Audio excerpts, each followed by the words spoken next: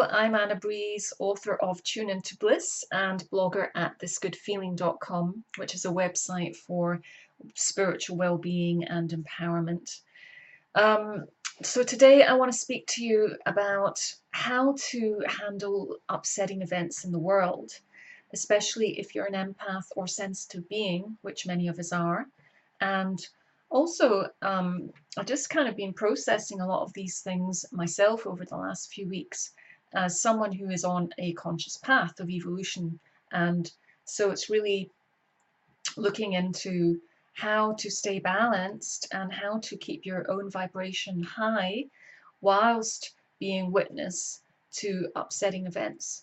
And sometimes it's quite a challenge, isn't it? You know, when we see these things that are very upsetting, and especially if it involves in impinging on the free will of another innocent being, whether animal or child or whatever. So it's basically, I wanted to do this video and just share some of my own processes around this over the last couple of weeks, which I've been kind of delving into a bit, because as an influencer or spiritual teacher myself, I have to be able to stay in my own balance and connection with source.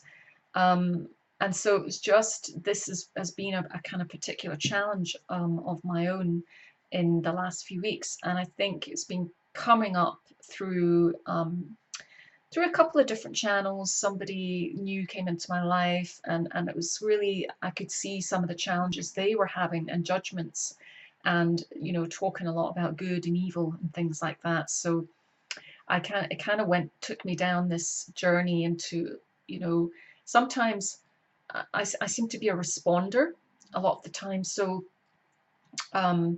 if people are going through a particular thing themselves, it seems to draw out of me an inquiry into, you know, finding the truth about that, and also finding a way to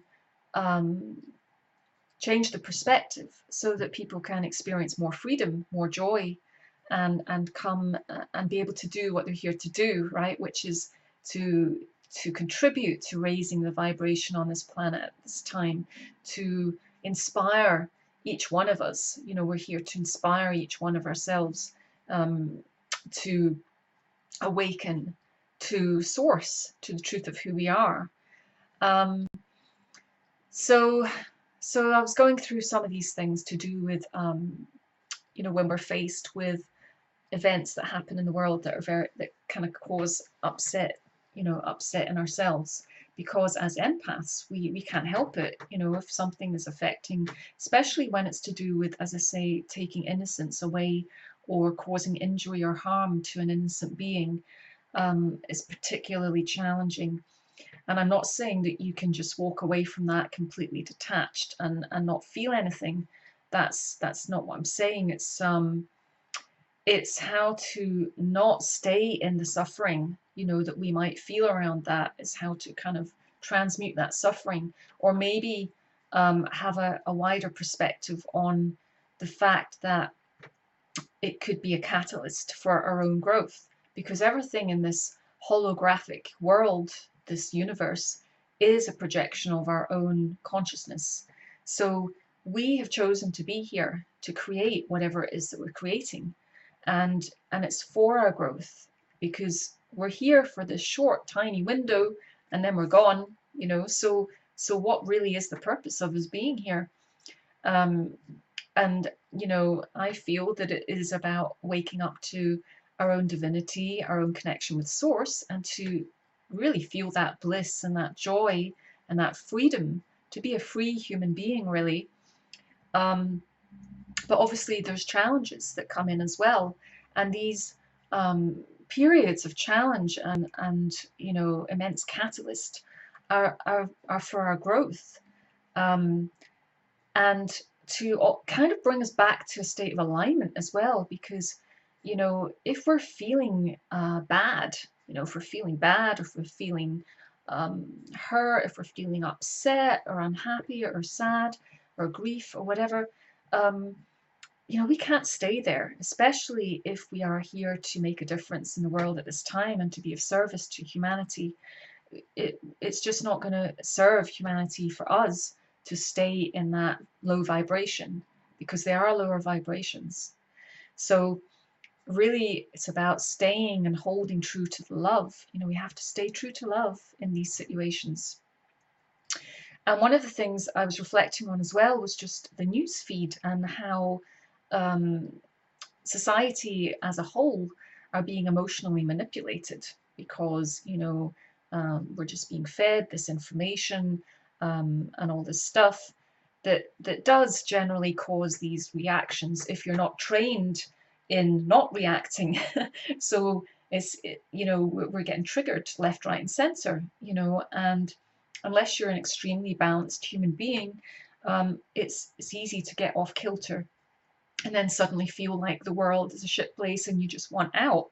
So um, we don't want to get to that stage, especially because um, we can make a difference here by raising the vibration, by being an example of balance and peace and compassion, and all those good things that we adhere to as humans. So it's about taking our power back and realizing that ultimately we are in charge. We do have control over how we feel by what we think and by what we're exposing ourselves to. So if we're exposing ourselves to a negative news feed all day long, then of course we're going to end up feeling shit. There's just no doubt about it. Unless you're extremely trained and completely detached. But that's more rare, in this society. But we do have the power to choose our focus, our attention. So it's what we're doing with our intention, our attention. So yes, we might hear about something over here, and we're going to look at it. And the best thing we can do is really send love. We can send love and light. And also realize that sometimes these situations are there to cause an expansion, to shock in a way, because a shock kind of wakes people up out of their own mediocrity. You just be going along in the dream, getting identified with the dream, and then something happens that's quite emotionally shocking. And that can be a great catalyst for awakening as well, and also being able to and also for things to change in the world, for certain legislations that might get passed that will be helpful in those situations. And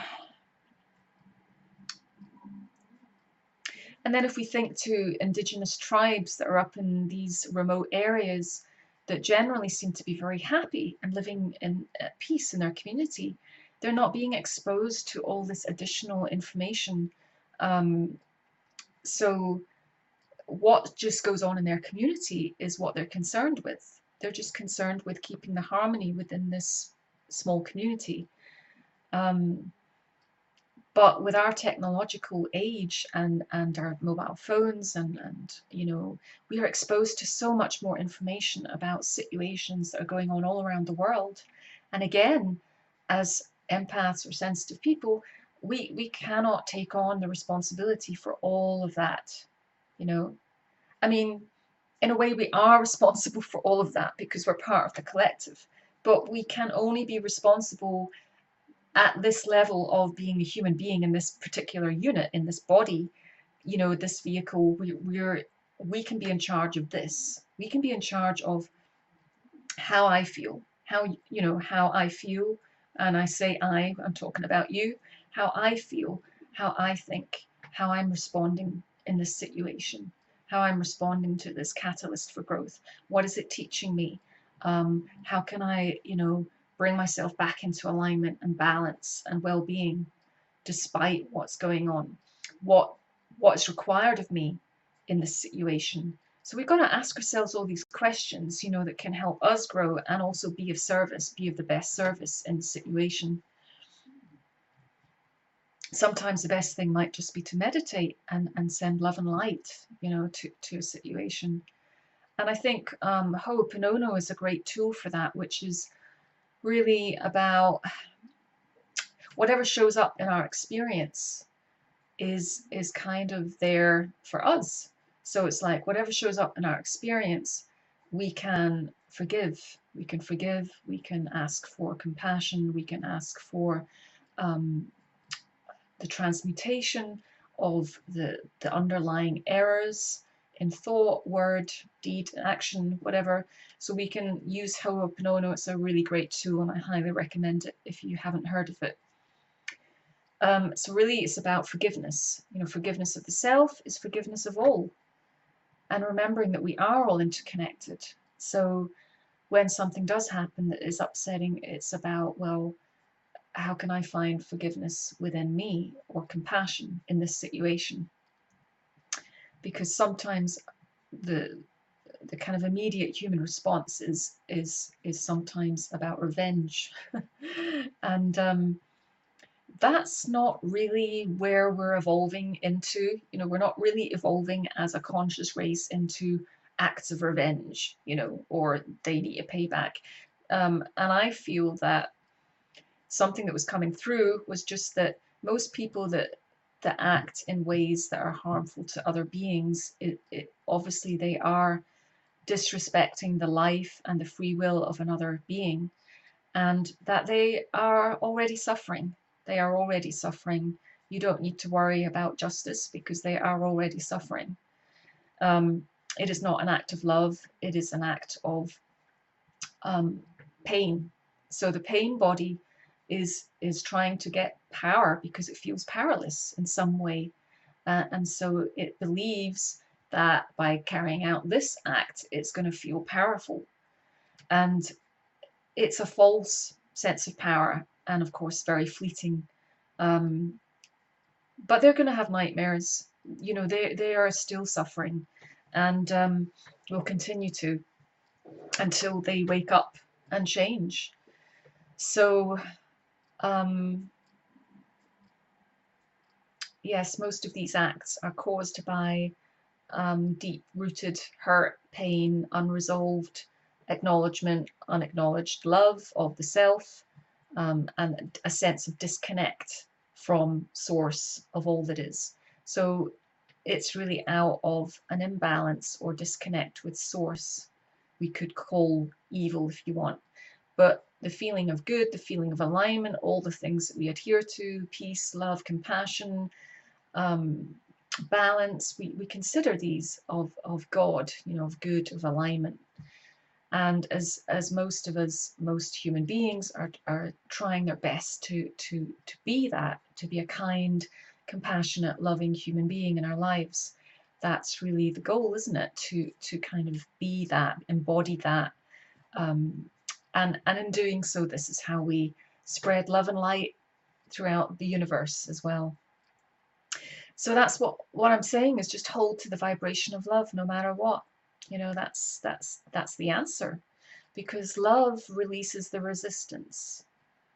Love heals resistance. You know, if you're feeling tight or, you know, angry or any of these emotions, revenge, they're contractive. You know, they're contractive, and they will make you suffer. So the thing is to release that through love and compassion for self, and also just realizing that the things that we're creating in this world are a reflection of the collective consciousness at this time, and that they could be actually great catalysts for change, for awakening. Um, and on the other hand, it could be very worrying because, you know, it's like, I think that we are seeing the byproducts of society through action and behavior that we could say is misaligned. And again, if you're someone, if you imagine a being that is completely bombarded by the news, by the media, by society's conditioned view of them, by their own view of themselves, by their own self-hate, all these things, you know, what good can really come of that? You know, how are they going to behave in the world? So we've got to kind of look at, you know, how, what are what are the people we're turning out? What is the next generation we're turning out?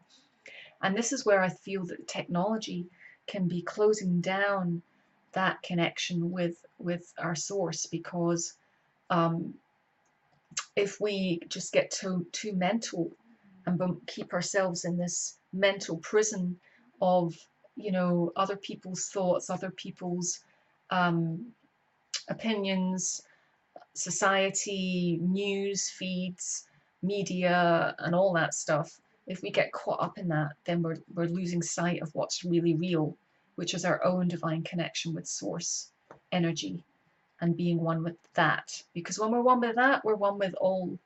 And we would never, ever want to hurt another living soul, because it is ultimately who we are. We are one, we are all. So I don't know if that's any help to you, but I hope that it's maybe given you some things to consider and some perspectives to look at. If you want to put some comments below and expand on any of these points, or add your own sense of realization around them, any of the points. So yeah, it just comes back to realizing that the world is a catalyst for our growth, and you know, we we've chosen it. We've chosen to be here, and that in order to make a difference, as Gandhi said, be the change you want to see in the world. It's down to each one of us. It's down to each one of us being responsible for our triggers and being able to come back to love. It's just coming back to love all the time. So that's my message to you, is just choose love, stay true to the love vibration, hold true to the love vibration. So I'm going to send you lots of love and light. If you enjoyed this video, please subscribe. And, you know, I just want to send you so much love, and have a great day. Thank you for listening. I love you. Bye.